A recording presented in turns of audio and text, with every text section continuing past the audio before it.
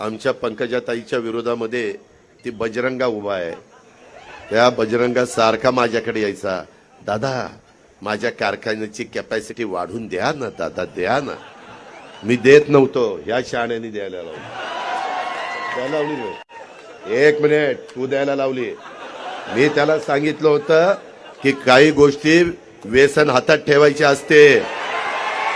मला माहिती आहे, मी पण राजकारणात 35 वर्ष घासलीत, काय असा तसा वर्ण नाही पडलो।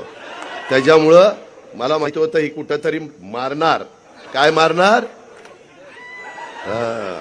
ते बोललं की लगेच ब्रेकिंग न्यूज, अजित पवारांचा तोल ढासळला, त्याच्यावर मी तो शब्द ते मारणार। तर त्या पद्धतीनं मी त्याला सांगत होतो, नाही नाही दादा द्या, त्याची शिफारस दादा करा, दादा पीडीसीसी बँकेतनं त्याला पैसे द्या, दादा एमएससी बँकेतनं पैसे द्या। लय गुळगुळ होतं त्यांचं, काय खरं नाही।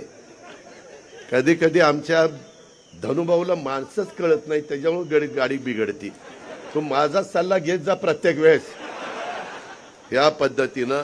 अरे बजरंगा, तूच सांगायचा, छाती फाडली की असं होईल, छाती फाडली की तसं होईल, ही दिसल ती दिसल।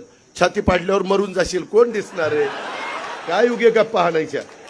हनुमानांची छाती ती फाडलेली वेगळी, तू कुठं बजरंगा, तू काय लगेच हनुमानाला स्वतःला समजायला लागला?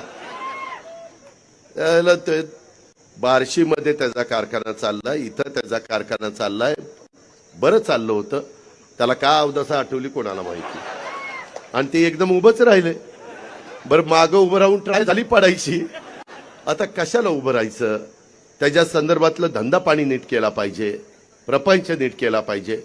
परंतु मित्रांनो, काही काहींना जरा दोन पैसे आल्यानंतर मस्ती येतेच, आणि तशा पद्धतीनं त्याला मस्ती आली आणि इतके दिवस माझ्याबरोबर राहिला आणि आता मला सोडलं। मी एवढं त्याला सगळं देऊन जो मला सोडू शकतो तो तुम्हाला सोडायला किती वेळ लावणार आहे, याचा विचार करा। आणि ही पठ्ठ्या स्वतःही खासदारकीला पडला, अरे त्याच्या पोरीला त्याला ग्रामपंचायती नगरपालिका निवडून आणता आलं। अरे तू तुझ्या पोरीला नगरपालिका आणि ग्रामपंचायतीला निवडून आणू शकत नाही आणि खासदार व्हायला निघाला। आणि बाकीचे जण लय तुझं भारी चाललंय, लय तुझं भारी, काय त्याचं भारी चाललं नाही। तुम्ही काय काळजी करू नका, तुम्ही अजिबात मनात वेगळं काही आणू नका। हा सर्व जाती धर्माला घेऊन जाणारा लोकसभा मतदारसंघ आहे, हा शिवशाहू फुले आंबेडकरांचा महाराष्ट्र आहे। युगपुरुष छत्रपती शिवाजी महाराजांनी 18 पगड जाती 12 बलुतेदारांना बरोबर घेऊन, मावळे बरोबर घेऊन हिंदवी स्वराज्याची स्थापना केली। होता जीवा म्हणून वाचला शिवा, हे आपण विसरता कामा नये। आणि अशा पद्धतीची आपल्या बापदाद्याची सगळ्यांची आपल्याला शिकवण आहे, आपल्या महापुरुषांची आपल्याला शिकवण आहे, त्याचा विसर पडता कामा नये। निवडणुका येतील, निवडणुका जातील, परंतु जे अंतर वाढतं, समाजात जी तेढ निर्माण होती, ती तेढ मिटवायला फार वेळ लागतो।